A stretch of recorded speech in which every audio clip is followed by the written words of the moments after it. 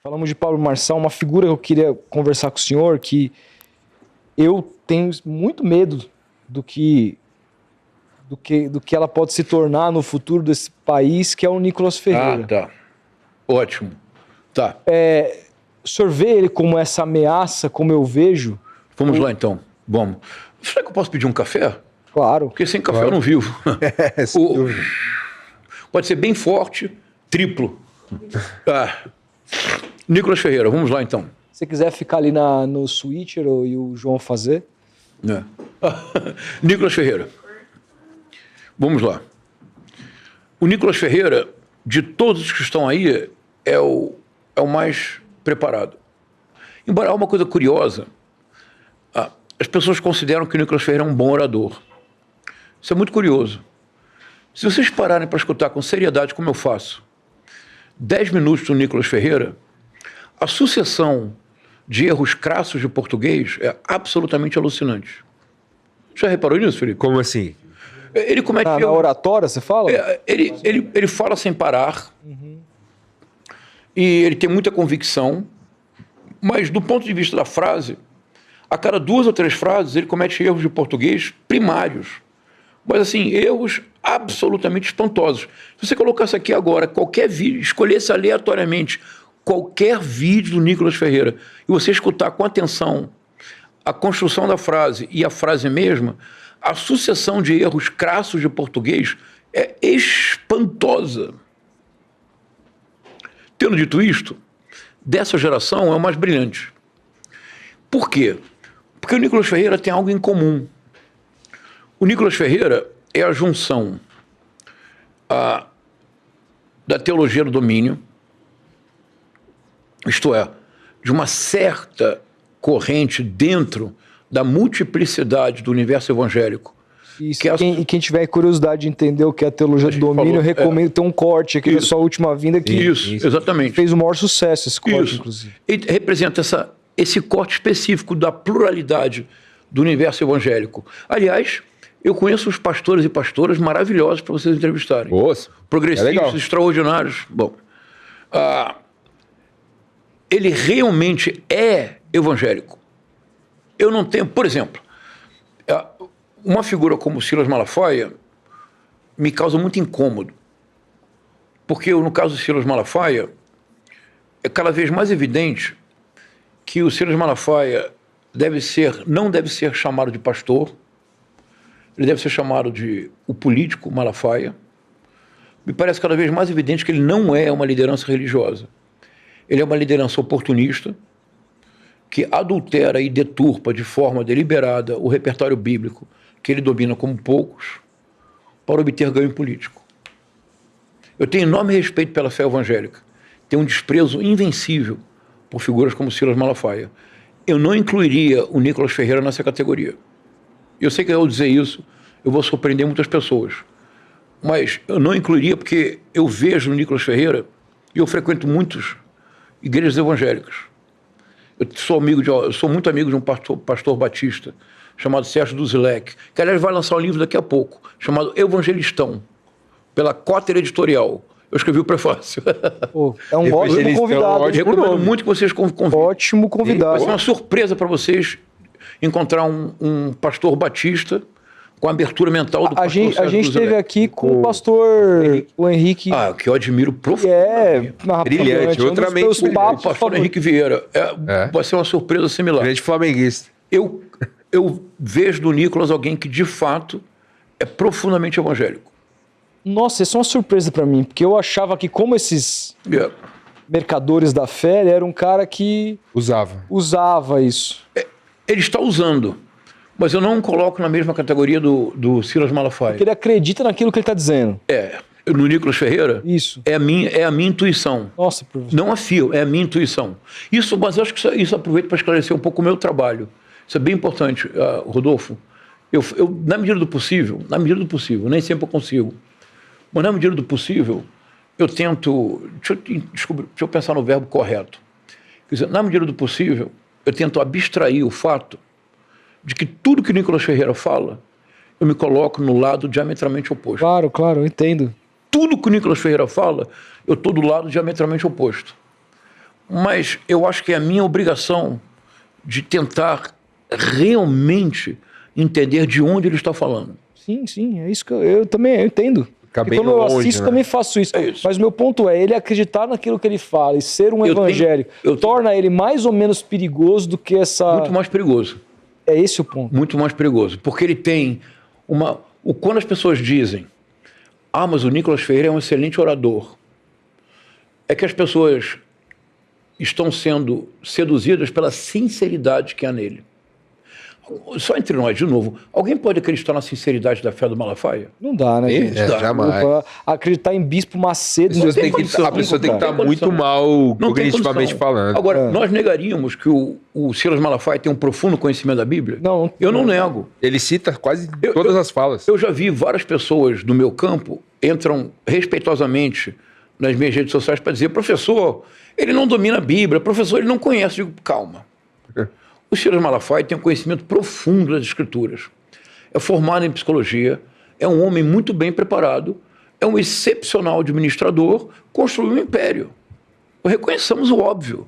Olavo de Carvalho foi um homem de inteligência superior, com uma leitura muito vasta, não necessariamente profunda, capacidade de fazer relações originais e um comunicador excepcional. Ou não? Se você não consegue compreender o que os outros têm de qualidade... Você pode odiar o conteúdo, mas o cara como comunicador... Claro. Então, Nicolas Ferreira. Então, eu acho que as pessoas são seduzidas pela oratória do Nicolas Ferreira porque intuem a sinceridade. Mas a oratória do Nicolas Ferreira é muito pobre.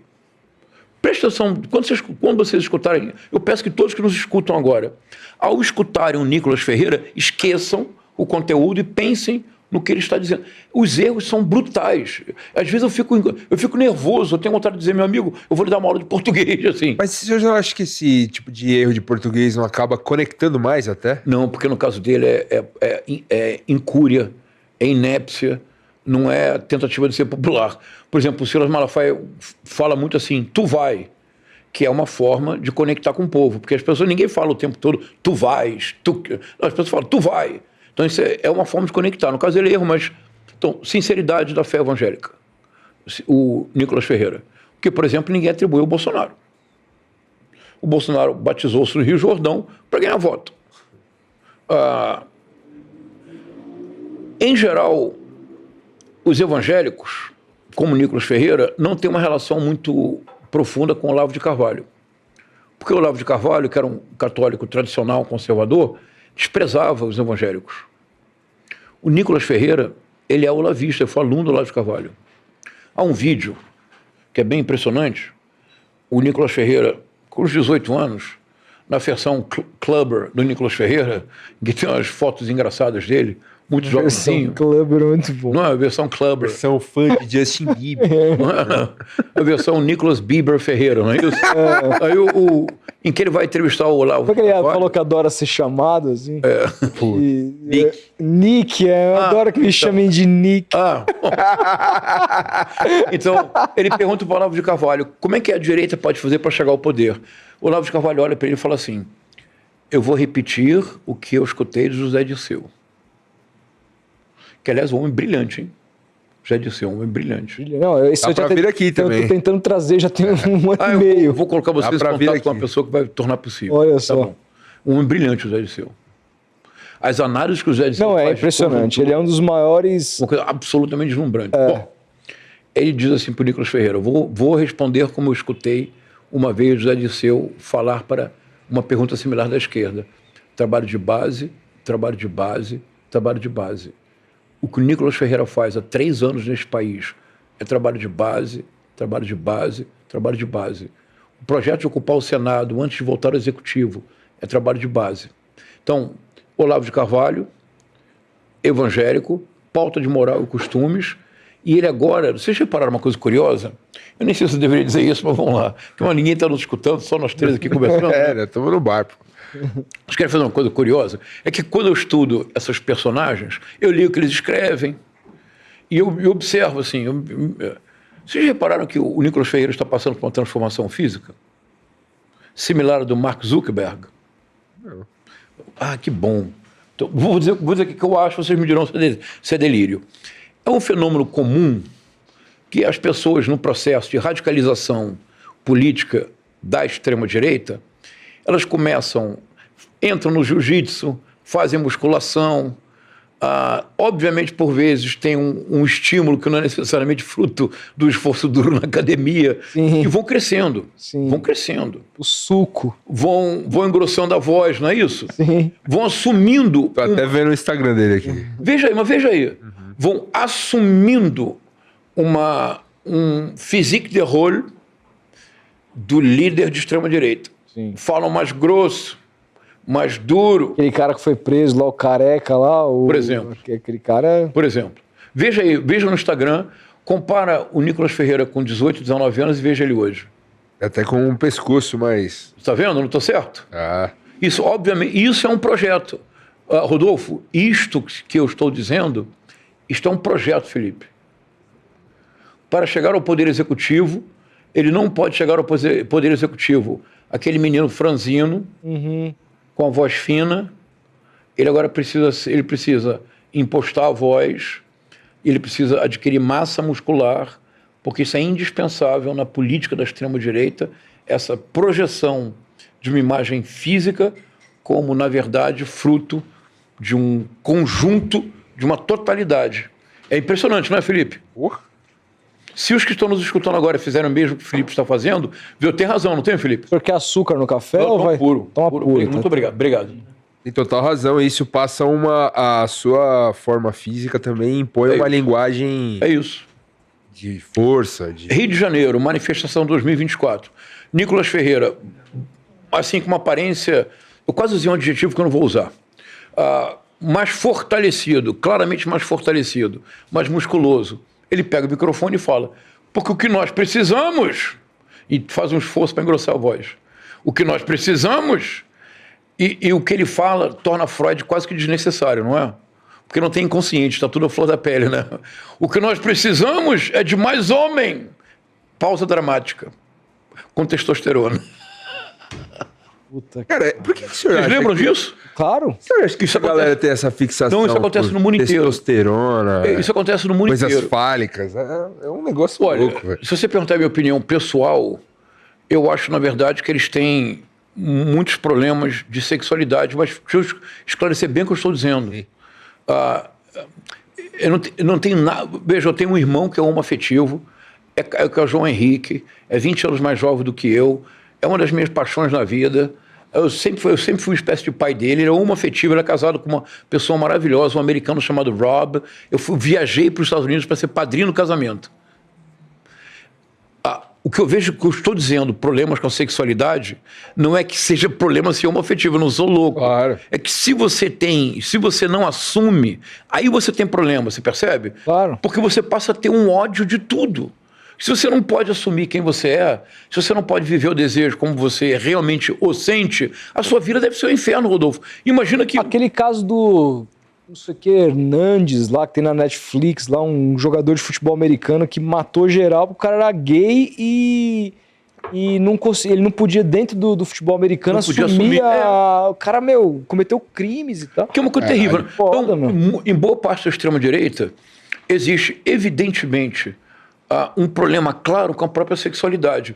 Porque só uma pessoa que é insegura da própria sexualidade precisa afirmar o tempo todo que é homem. Não faz sentido. Não faz o menor sentido, mas eu estou sentado aqui com vocês e digo, não, porque, ô Felipe, eu sou homem, hein? O que isso quer dizer?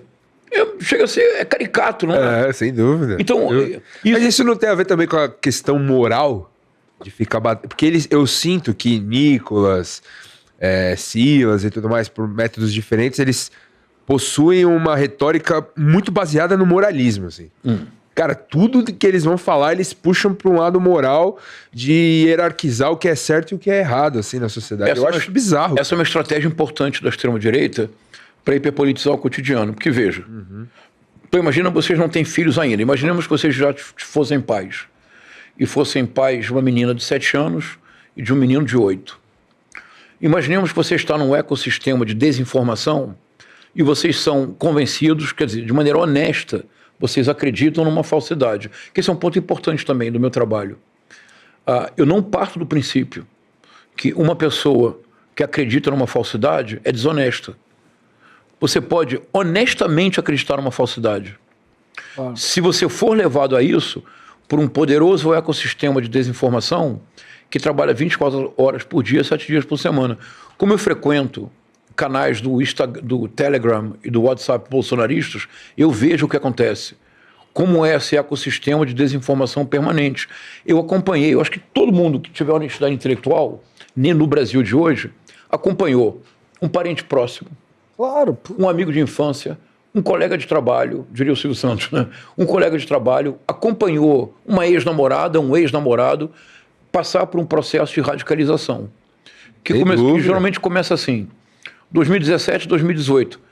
Eu pessoas da minha família que minha mãe até evita me contar que estão vivendo, tá no auge da radicalização. É uma coisa inacreditável. Que eu nem toco nesse assunto porque E Rodolfo, entristece. O auge é tipo bater continência pro pneu, assim? Não, E Rodolfo, aí não chega nesse nível. mas são pessoas que é você bolsonarista conhece. pra caralho. São pessoas que você conhece, que você sabe que são boas pessoas, Não, pessoas, mano, são pessoas que me criaram. que são solidárias. É. Então você tem que se perguntar o que aconteceu. Foram enganados. É um processo de radicalização que levou essas pessoas a uma outra dimensão da realidade.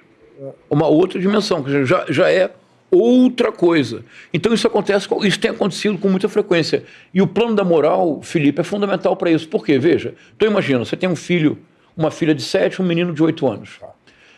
De maneira honesta, você acredita na falsidade de que existe um kit gay, ideologia do gênero. Quer dizer, o que é o kit gay na fantasia da extrema-direita? Seria um projeto pedagógico-político do Ministério da Educação para flexibilizar as ideias de gênero e, no limite, para difundir, vou usar a palavra que o Jair Messias Bolsonaro utilizou em fevereiro de 2011, quando ele se candidatou à presidência da Câmara. Ele disse assim: sou candidato à presidência para denunciar a Comissão Nacional da Verdade e para denunciar o kit gay que quer difundir, palavras dele, homossexualismo nas escolas brasileiras. Então, isso seria o kit gay. O que seria a ideologia de gênero? A ideologia de gênero seria um corpus teórico e doutrinário que flexibilizaria ao máximo as distinções biológicas de gênero, de modo a tornar aceitável a ideia de que não há apenas 2 gêneros, mas tantos quantos as pessoas se identificarem. Então, você é um pai da Zona Leste, ou como eu, cresci em Bento Ribeiro, subúrbio do Rio de Janeiro, ali o Rio de Janeiro profundo, e você, com honestidade, você foi levado a acreditar nessas falsidades. E dizem para você que haverá um kit gay e que a ideologia de gênero vai chegar na escola dos seus filhos. Qual é o seu sentimento? Se eu não fosse quem eu sou, Isso, eu ia ficar assustado. você ia entrar em pânico. Sim. Qual é a nossa resposta ao pânico? Você sente pânico de maneira abstrata? Não. Você sente pânico em relação a uma ameaça concreta. Qual é a ameaça concreta? Kit gay, ideologia de gênero. Quem está defendendo a esquerda, você se torna anticomunista de carteirinha sem saber o que é o comunismo. E aí... E você é tomado pelo ódio.